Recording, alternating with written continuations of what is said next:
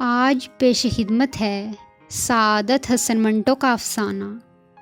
آصف نے کہا، کام چور نوکر تو قریب قریب سبھی ہوتے ہیں، مگر مصیبت یہ ہے کہ ان میں اکثر باقاعدہ چور ہوتے ہیں۔ اور اس نے اپنے ایک نئے نوکر کی داستان سنائی جو بے حد مستعد تھا، اس قدر مستعد کہ بعض اوقات آصف کی آواز نہ دینے پر بھی بھاگا بھاگا آتا تھا اور اس سے پوچھتا، کیوں صاحب، آپ نے بلایا مجھے؟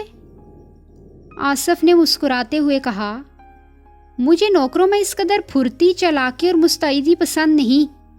یہی وجہ ہے کہ جب راجہ صاحب نے مجھ سے کہا کہ آسو، تم بہت خوش قسمت ہو کہ بیٹھے بٹھائے تمہیں ایسا نوکر مل تو گیا۔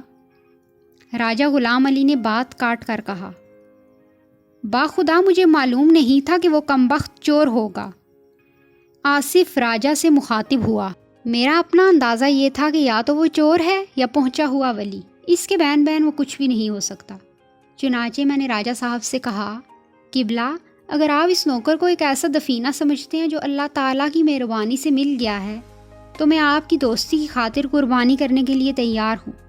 آپ بڑے شوق سے یہ سوغات اپنے گھر لے جا سکتے ہیں۔ راجہ نے کہا، میں نے انکار نہیں کیا تھا۔ درست ہے، آصف مسکرایا، غلطی میری تھی۔ اگر میں نے اس وقت وہ نعمت آپ کو سونپ دی ہوتی تو جیسا کہ آپ کو معلوم ہے مجھے 40 روپے اور ایک عدد ریلوے پاس کا داغ مفارقت برداشت نہ کرنا پڑتا۔ راجہ ہم سے مخاطب ہوا، آصف سے ذرا ساری داستان تو سنو، کافی دلچسپ ہے۔ آصف نے کہا، معاف فرمائیے، مجھے یہ داستان غم سنانے میں کوئی فرحت حاصل نہیں ہوتی۔ یہ کہہ کر وہ مجھ سے مخاطب ہوا، بات یہ ہے منٹو کہ چغت پن اصل میں نے کیا۔ وہ بہت چالاک تھا، اس میں کوئی شک نہیں، لیکن اپنی ہوشیاری پر مجھے کافی اعتماد تھا۔ صبح سویرے اٹھ کر جب میں نے میز کی ٹرے دیکھی تو اس میں خلاف معمول میرا ریلوے پاس نہیں تھا۔ اس کے خانے میں 10 کے 4 نوٹ تھے، یہ بھی ظاہر ہے کہ ساتھ ہی غائب ہوئے تھے۔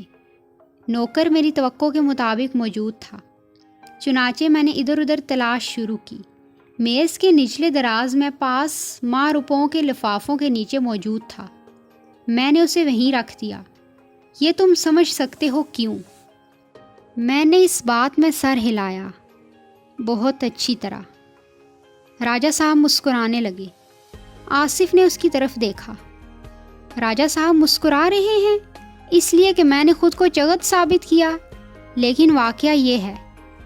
وہ مجھ سے مخاطب ہوا، بات یہ ہوئی منٹو کہ میں نے ایک پلان بنایا۔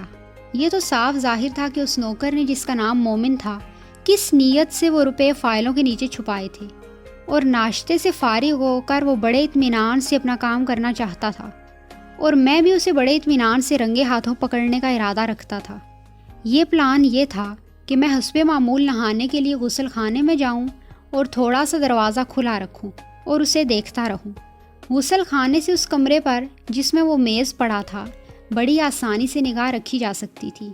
یہ پلان اس قدر واضح اور مکمل تھا کہ میں نے دل ہی دل میں اس مرد مومن کو گرفتار کر کے بعد میں اپنی روایتی گناہ بخش طبیعت کے باعث اسے چھوڑ بھی دیا تھا۔ راجہ ہنسا، آصف بھی ہنسنے لگا۔ ہاں تو منٹو، میں نہانے کے لیے غسل خانے میں چلا گیا۔ دروازہ پلان کے مطابق میں نے تھوڑا سا کھلا رکھا، مگر نہانے میں کچھ ایسا مشغول ہوا کہ سب کچھ بھول گیا۔ معلوم نہیں غسل خانے میں آدمی کام کی باتیں بھول کر کیوں ایسی دنیا میں کھو جاتا ہے جہاں وہ سب کچھ ہوتا ہے مگر کوئی غسل خانہ نہیں ہوتا۔ میں نے مسکرا کر کہا، فکرہ خوبصورت ہے گو کچھ معنی نہیں رکھتا۔ آصف نے ذرا تیزی سے کہا، کیوں معنی نہیں رکھتا؟ اگر غسل خانے کے بجائے میں پینٹری کیا ہوتا یا دوسرے کمرے کو میں نے اپنا محاذ بنایا ہوتا تو یقیناً اپنے مجوزہ آپریشن میں کامیاب ہو جاتا۔ باخدا مجھے تو اس دن سے نفرت ہو گئی ہے، دنیا کے تمام غسل خانوں سے۔ راجہ مسکرایا، آج کل آپ غسل آفتابی فرماتے ہیں؟ آصف بھی مسکرایا، غسل آبی ہو، آفتابی ہو یا مہتابی، مجھے سب سے نفرت ہو گئی ہے، تو اس دن سے تیمم پر گزارا کر رہا ہوں۔ باہر نکل کر کنگھی کرتے ہوئے جب مجھے اپنا پلان یاد آیا تو دوڑ کر دوسرے کمرے میں گیا۔ فائلوں کے نیچے پاس غائب تھا۔ خدا کی قسم منٹو، مجھے ان 40 روپوں کا افسوس نہیں تھا، صدمہ اس بات کا تھا کہ سارا پلان غسل خانے کی بدولت غارت ہو گیا اور پاس ضائع ہو گیا۔ خواجہ ظہیر جو اس وقت خاموش تھا بولا، آصف صاحب نے اس روز جنجلاہٹ میں ٹکٹ کے بغیر سفر کیا اور در لیے گئے۔ واپسی پر آپ کا ارادہ تھا کہ 4-5 دوستوں سمیت انتقام لینے کے لیے ٹکٹ کے بغیر سفر کریں، مگر آپ کی روایتی دور اندیشی کام آ گئی اور آپ اس خطرناک عزم سے باز رہے۔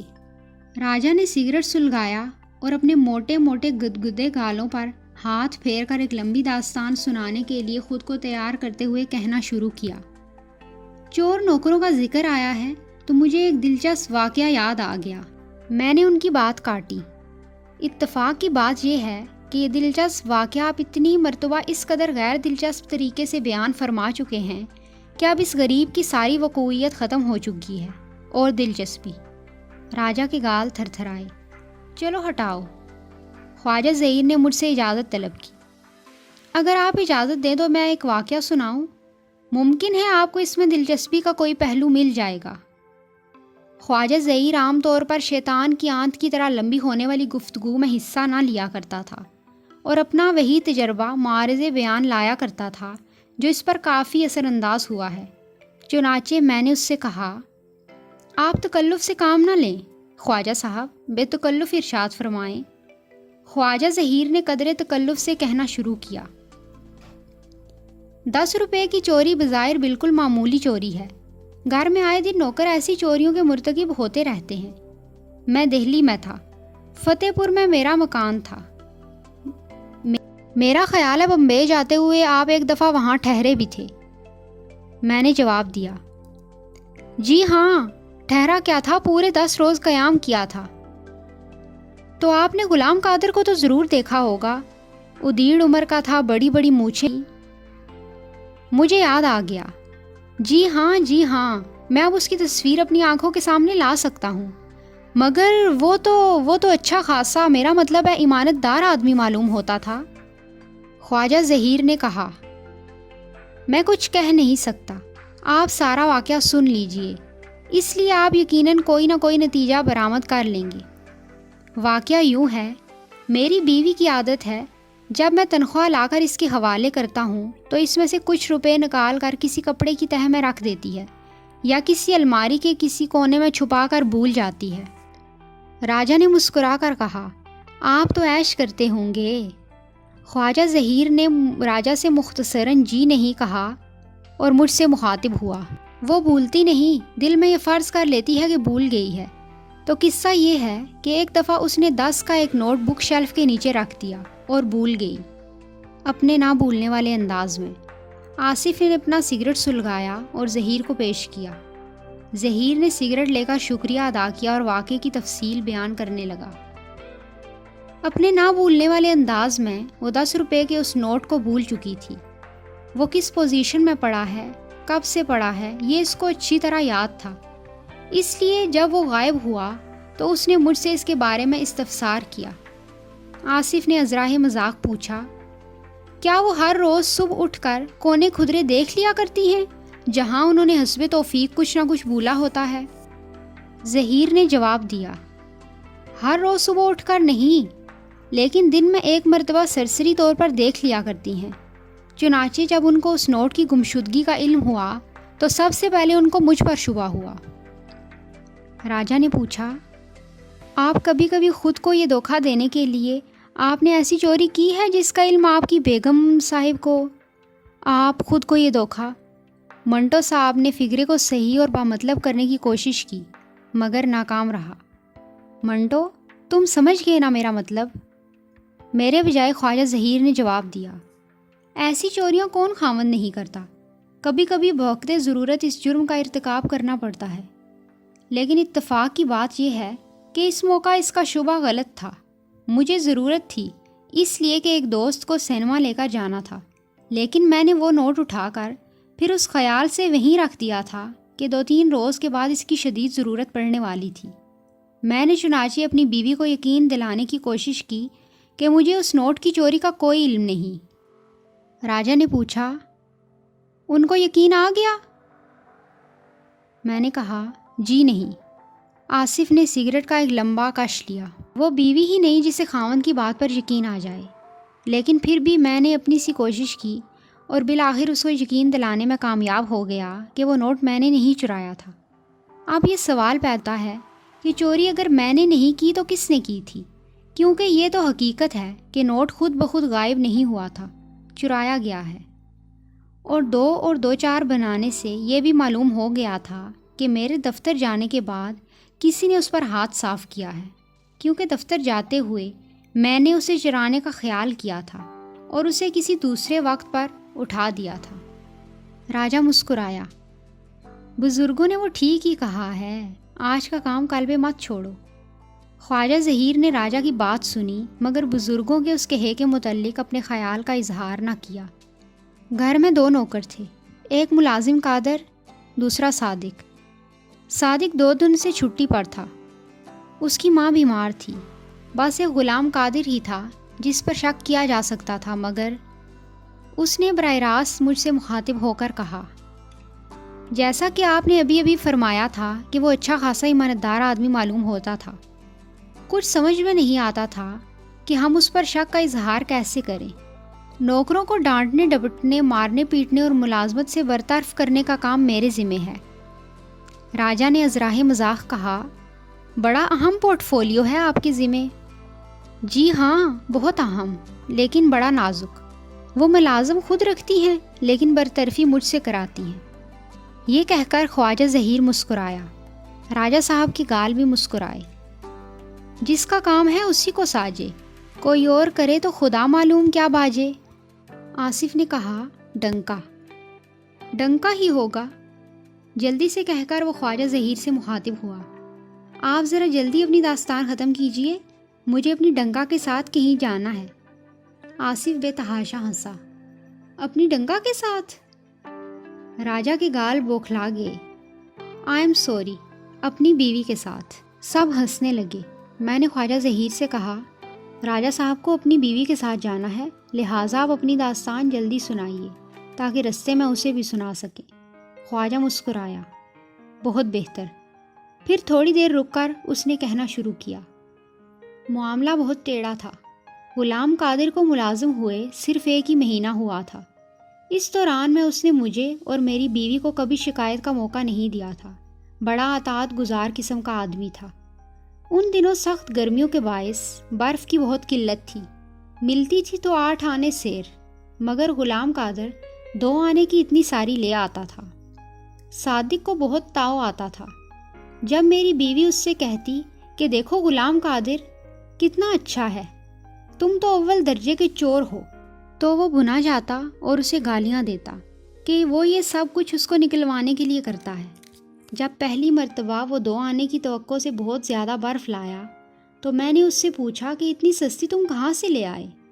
تو اس نے جواب دیا کہ صاحب، برف والا اپنی دکان بڑھا رہا تھا، جتنی بچی تھی سب کی سب اس نے مجھے دے دی۔ جواب معقول تھا، لیکن دوسرے روز وہ پھر 2 آنے کی اتنی برف لے آیا اور قریب ہر روز لاتا رہا۔ کیونکہ میری بیوی نے اب سودا سلف لانے کا کام اسی کے سپرد کر دیا تھا، اس کو میرے لڑکے سے بہت محبت تھی۔ ہر دوسرے تیسرے دن اس کو چاکلیٹ وغیرہ لے دیا کرتا تھا۔ 2-3 مرتبہ وہ میری بیوی کے لیے چنگیر بھر کے موتیے کے پھول بھی لایا۔ اس پر چوری کا شک ہو سکتا تھا، لیکن مشکل یہ تھی اس کا اظہار کیسے کیا جائے اور اس کی تصدیق کیوں کر ہو۔ میں طبعاً بہت نرم ہوں، لیکن بیوی کی خاطر مجھے اکثر نوکروں کو ڈانٹ ڈپٹ کرنی پڑتی ہے۔ جب چوری کا پتہ لگانے کے لیے مجھے بار بار اکسایا گیا تو میں نے ایک دن غلام قادر سے پوچھ گچھ کا تہیہ کر لیا۔ خواجہ نے ڈبیا سے ایک سگریٹ نکالا۔ راجہ نے گھڑی میں وقت دیکھا اور کہا، اللہ بیوی سے بچائے۔ خواجہ نے سگریٹ سلگایا۔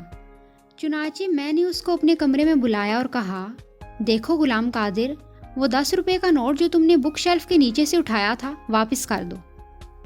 راجہ نے کہا، یہ طریقہ خوب تھا۔ خواجہ ظہیر نے راجہ کی بات کی طرف دھیان نہ دیا۔ اس نے کسی قدر گھبرا کر جواب دیا، صاحب، کون سا 10 روپے کا نوٹ؟ مجھے بالکل معلوم نہیں۔ اس پر میں نے اس کو ڈانٹا، مگر وہ پھر بھی نہ بولا۔ جب میں نے محسوس کیا کہ مجھے شکست ہو رہی ہے تو میں نے زور کا ایک تھپڑ اس کے منہ پر مارا۔ یہ اس کی توقع کے خلاف تھا، 1-2 سیکنڈ کے لیے چنانچہ وہ بالکل مبہوت ہو گیا۔ میں نے ایک اور جڑ دیا اور بڑے سنگین لہجے میں اس سے کہا، دیکھو غلام قادر، تم نے اگر سچ نہ بولا تو میں پولیس کے حوالے کر دوں گا۔ اس نے جواب دیا، صاحب میں نے چوری نہیں کی، آپ مجھے پولیس کے حوالے نہ کیجیے۔ راجہ نے اپنی رائے کا اظہار کیا، بڑا پکا چور تھا؟ خواجہ ظہیر نے نفی میں اپنا سر ہلا دیا، جی نہیں، وہ پکا چور تھا نہ کچا۔ میں نے جب دیکھا کہ میرا وار خالی گیا ہے تو مجھے بڑی پریشانی ہوئی، کچھ سمجھ میں ہی نہ آیا کہ اب اس سے کیا کہوں۔ میں نے آغاز ہی انتہا سے کیا تھا، اب کیا کرتا؟ 2 بڑے سناٹے کے تھپڑ میں نے اس کو مارے تھے، وہ بے گناہ بھی ہو سکتا تھا۔ مجھے بہت افسوس ہوا، چنانچہ میں نے صدقے دل سے معافی مانگی اور کہا، دیکھو غلام قادر، مجھ سے زیادتی ہوئی ہے، لیکن بات یہ ہے کہ وہ 10 روپے کا نوٹ غائب ضرور ہوا ہے، میں نے اٹھایا نہیں اور تم بھی انکار کر رہے ہو۔ اس کا یہ مطلب ہوا کہ یا تو ہم دونوں سچے ہیں یا دونوں جھوٹے۔ بیگم صاحبہ تمہارا کہا تو مان لیں گی، لیکن مجھ پر ان کا شک بہت مضبوط ہو جائے گا۔ میں خدا کی قسم کھا کر کہتا ہوں کہ میری نیت تھی وہ نوٹ اٹھانے کی، بلکہ میں نے اٹھایا بھی تھا، مگر پھر وہیں رکھ دیا، جب بہت اشد ضرورت ہوگی تو لے لوں گا۔ میں اسی جذباتی رو میں کچھ کہنے ہی والا تھا کہ غلام قادر مضبوط لہجے میں بولا، وہ نوٹ میں نے ہی اٹھایا تھا صاحب۔ ایک لہجے کے لیے میں چکرا گیا۔ راجہ نے کہا، بات چکرانے ہی والی تھی۔ خواجہ ظہیر نے سگریٹ فرش پر پھینک کر بوٹ کے تلے بجھا دیا۔ جی ہاں، میں نے غلام قادر کی طرف دیکھا اور حیرت سے پوچھا، تم نے یہ چوری کیوں کی غلام قادر؟ غلام قادر نے جواب دیا، کیا کرتا صاحب، بیگم صاحبہ نے تنخواہ نہیں دی تھی، کہتی تھی کہ میں ہمیشہ نوکر کی 1 مہینے کی تنخواہ دبا کر رکھتی ہوں تاکہ وہ بھاگ نہ جائے۔ اور اس نے رک کر کہا، مجھے عادت ہے مالکوں کی خدمت کرنے کی، ان کے سوا میرا کون ہوتا ہے؟ اس کی آنکھوں میں آنسو آ گئے۔ میلے جاڑن سے ان کو پوچھتے ہوئے وہ کمرے سے چلا گیا۔ راجہ نے پوچھا، پھر کیا ہوا؟ خواجہ ظہیر نے افسوس بھرے لہجے میں کہا، کچھ نہیں، وہ گھر ہی سے چلا گیا تھا۔